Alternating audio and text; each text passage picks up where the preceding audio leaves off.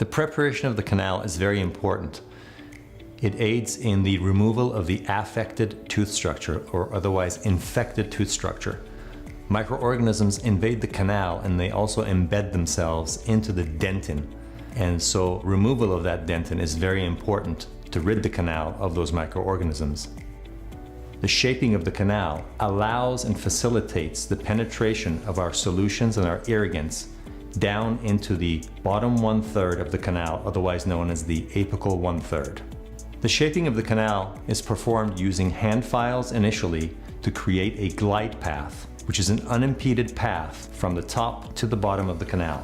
Once that has been achieved, we use rotary instruments to further refine that shaping of the canal. These are instruments that rotate in a specific handpiece at a specific speed and a specific torque, and give us a very predictable shape of the canal, and also help remove that affected dentin